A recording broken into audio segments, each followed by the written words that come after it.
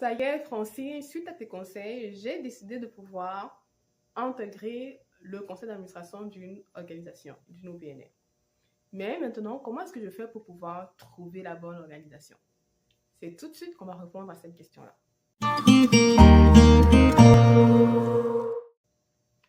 Bonjour à tous, j'espère que vous allez bien. Bienvenue sur cette chaîne, bienvenue en fait pour cette nouvelle capsule vidéo.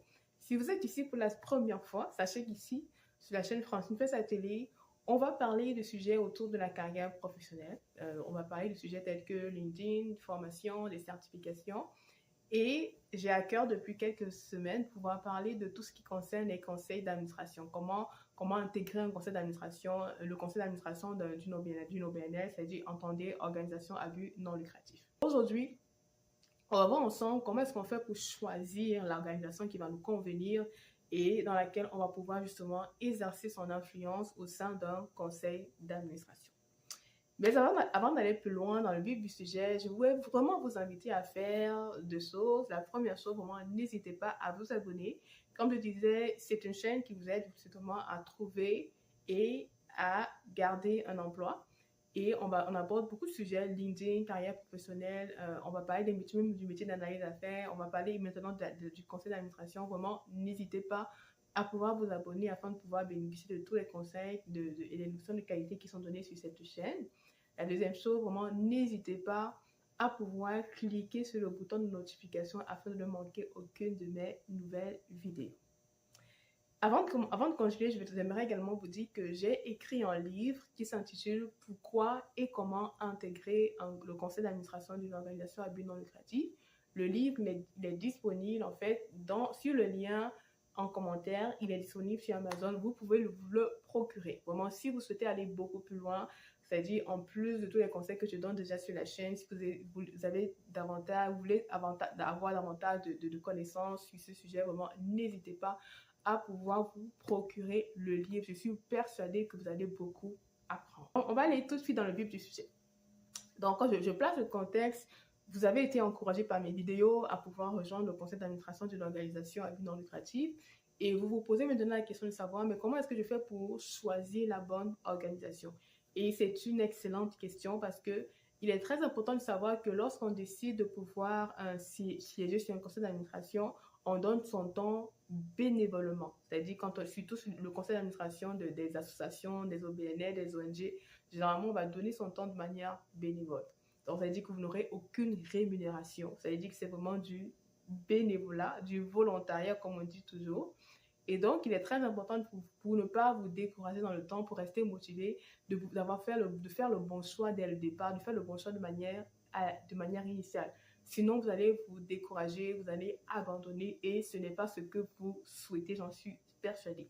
Donc, pour être sûr de demeurer motivé, il est très important de pouvoir faire en fait certaines actions, c'est-à-dire pouvoir choisir la bonne organisation, celle qui va vous convenir. C'est un peu comme quand on fait le choix d'un conjoint, on va pouvoir analyser certains aspects pour savoir si le conjoint nous convient et si la relation entre lui et nous va durer dans le long terme. Donc, c'est exactement la même chose quand on décide justement de pouvoir trouver la bonne organisation. Il y a certains points à valider. Et ce sont ces points-là que je vais voir avec vous pour vous aider à pouvoir valider chacun de ces points afin de pouvoir dire oui, je le veux à un conseil d'administration. Donc, vraiment, restez jusqu'à la fin de la vidéo, vous allez énormément apprendre. Quels sont les points que vous devez valider? Il y en a plusieurs. Je pense qu'il y a 6 points que vous devez valider.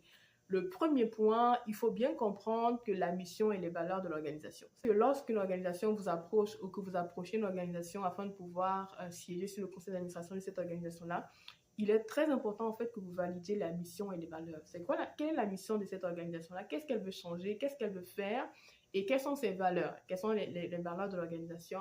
Et aussi, vous allez lire des éléments sur la mission et les valeurs, mais si vous pouvez également discuter avec des personnes pour pouvoir vous assurer que la mission et les valeurs, en fait, telles que prodiguées dans les lectures que vous avez faites, elles sont effectivement, en fait, ce qui transparaît de manière effective dans l'organisation. Donc, discuter avec des personnes pour pouvoir justement être certain de cela. C'est la première chose, la mission et les valeurs. Parce qu'il va falloir que vous soyez aligné avec la mission et les valeurs de cette organisation-là. C'est beaucoup plus facile justement de donner son temps de manière bénévole sur un conseil d'administration pour lequel on est aligné, on a la même passion, la même mission en fait que l'organisation.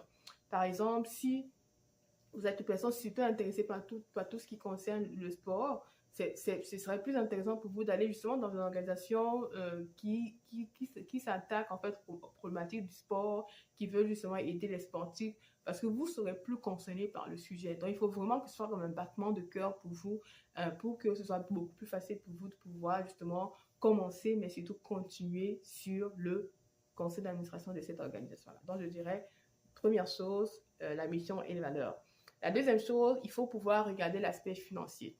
Il faut savoir que les organisations, généralement, dans la plupart du temps, elles vont beaucoup vivre en fait de dons financiers qui leur sont faits, de subventions, peut-être parfois les organisations peuvent vendre en fait des produits ou du service pour pouvoir justement subvenir à leurs besoins.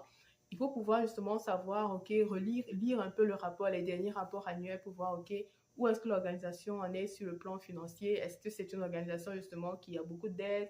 Est-ce que elle arrive en fait à payer les salaires? Est-ce que donc il y a toutes ces questions-là qu'il va falloir poser en fait.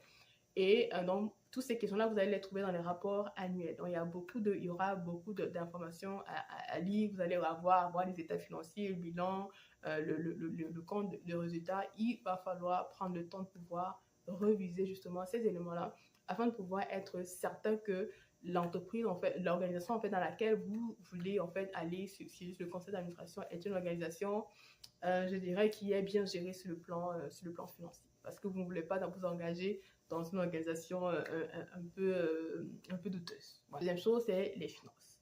La troisième chose, vos responsabilités. Il faut savoir que lorsque on décide de s'engager sur un conseil d'administration, on a des responsabilités. Ça veut dire qu'on va vous dire, en fait, on aimerait que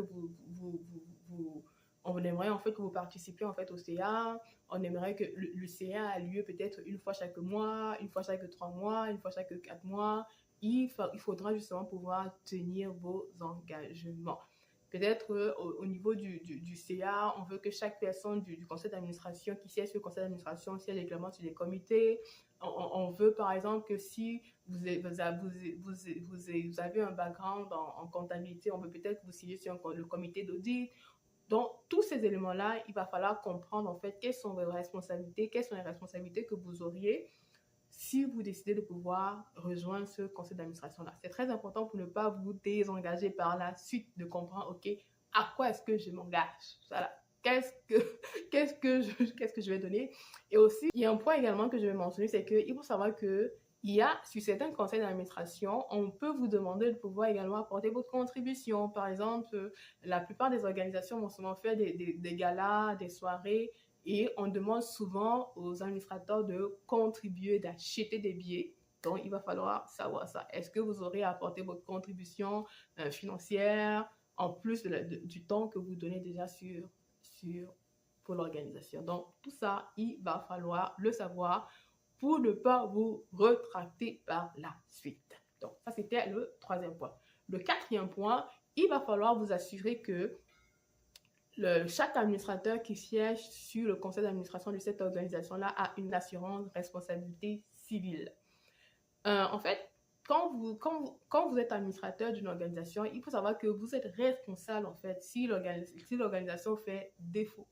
Si l'organisation en fait fait défaut ou a un problème, vous êtes tenu en tant qu'administrateur, vous êtes tenu pour responsable. C'est ça qu'il est important de vous assurer que l'organisation dans laquelle vous voulez aller prend en fait pour chacun de ses administrateurs une assurance responsabilité civile. C'est-à-dire que dans le cas où il adviendrait un problème, une situation, que cette assurance-là puisse vous couvrir. Donc ça, c'est très important à valider. N'allez jamais vous positionner comme administrateur d'une organisation pour laquelle il n'y a aucune assurance responsabilité civile qui est prise pour les administrateurs. Vous êtes en train de vous mettre en danger. Donc voilà.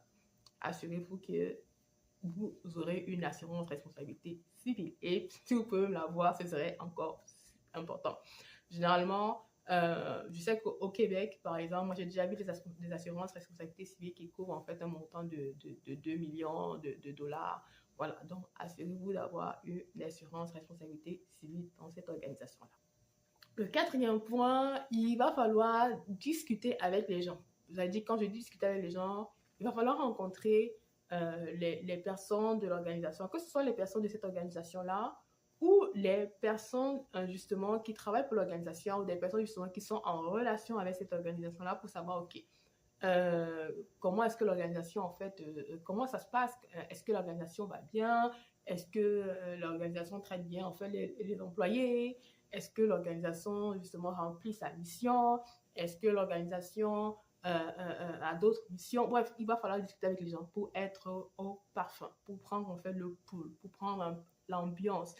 Aussi, si vous rencontrez, par exemple, un ancien administrateur, pour lui demander, OK, comment est-ce que vous avez trouvé votre passage sur le conseil d'administration? Est-ce qu'il y a une bonne ambiance? Parce que j'aurais entendu dire qu'il y a des conseils d'administration qui sont quand même plus difficiles que d'autres. J'avoue que moi, j'ai vraiment eu la chance de pouvoir tomber sur de bons conseils d'administration. Il y a une bonne ambiance entre les administrateurs. Il y a beaucoup de respect.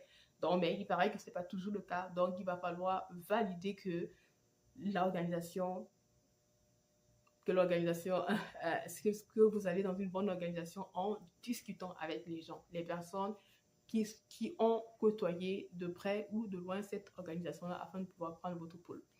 Le cinquième point, je vous inviterai également à faire des recherches en fait, aller sur Google, saisissez le nom de l'organisation pour voir s'il y a des commentaires, des avis négatifs, des avis positifs, en fait, pour savoir qu'est-ce qui est dit de cette organisation-là. Comment est-ce que cette organisation est perçue sur le plan public? Voilà, il faut avoir cette information-là. Ça va également vous aider à pouvoir prendre votre décision pour savoir si vous vous engagez ou pas. Si vous allez dire le oui, je le veux. Sixième point, je pense qu'il est important également, il faut comprendre qu'est-ce que l'organisation veut, qu'est-ce qu'elle veut, qu'est-ce qu'elle aime, quelles sont ses attentes en fait vis-à-vis de vous. Est-ce que l'organisation, en fait, aimerait avoir une personne qui a des compétences en droit, en juridique, en domaine juridique du droit du travail, droit des relations de travail? Qu'est-ce que l'organisation veut? C'est très important. Parce que si l'organisation demande en fait une personne qui est comptable et que vous n'avez aucune notion de comptabilité et que vous n'aimez pas ça, ce n'est pas un bon début. Donc, il faut vraiment vous assurer de comprendre quelles sont les attentes de l'organisation et savoir est-ce que je respecte en fait ces attentes-là. Pourquoi? Parce que si c'est une demande, si c'est un appel en fait à candidature, pour pouvoir justement vous vendre en fait votre candidature, il va falloir justement que qu'il y ait une concordance entre vos compétences, vos capacités, vos connaissances et ce qui est demandé, ce qui est attendu par l'organisation. Donc, c'est très important de vous assurer que vous avez les compétences nécessaires, les connaissances, le bagage nécessaire afin de pouvoir justement apporter, contribuer de manière efficace et efficiente selon ce que l'organisation justement attend de ses administrateurs. Donc, c'est vraiment important. Généralement, sur les conseils d'administration, on essaye de respecter le profil, ce qu'on appelle le profil collectif. C'est-à-dire le profil collectif pour dire, OK, autour de la table, on aimerait avoir des personnes qui ont des connaissances, par exemple, en tout ce qui est juridique, tout ce qui est comptabilité, finance, des personnes qui ont des connaissances dans tout ce qui est peut-être philanthropie, comment aller collecter des fonds, comment aller collecter des dons, des personnes qui ont peut-être des connaissances justement peut-être dans le domaine d'activité, peut-être dans le domaine de la santé, peut-être des connaissances sur le plan médical. Donc, il y a également cet aspect-là qui est non négligeable et qu'il faut connaître. Donc, voilà un peu tous les points que je voulais partager avec vous aujourd'hui. Donc, bien comprendre les missions, les valeurs, les états financiers, la situation financière, discuter avec les gens, comprendre vos responsabilités, comprendre également, en fait, s'assurer qu'il y ait une responsabilité civile, une assurance responsabilité civile qui est signée, qui est prise pour chacun des administrateurs. Également aussi, quelles sont les attentes que ce conseil-là aura vis-à-vis de vous afin de pouvoir justement bien remplir votre mandat d'administrateur. Je vais terminer avec cette capsule vidéo, les points que je voulais partager avec vous. Donc, je répète encore, si vous souhaitez aller plus loin sur ce sujet, vraiment, n'hésitez pas à vous procurer le livre en fait que j'ai écrit, qui s'intitule « Pourquoi et comment intégrer un conseil d'administration ». Le livre, il est disponible sur Amazon. Je vais mettre le lien dans les commentaires. Si vous voulez vous le procurer, vraiment, n'hésitez pas. Il va vraiment vous aider à pouvoir avoir une bonne vue assez globale, assez générale de comment intégrer un conseil d'administration de manière précise. J'ai terminé avec cette vidéo aussi. N'hésitez pas, likez, commentez, partagez et surtout, on se dit à la prochaine. Bye.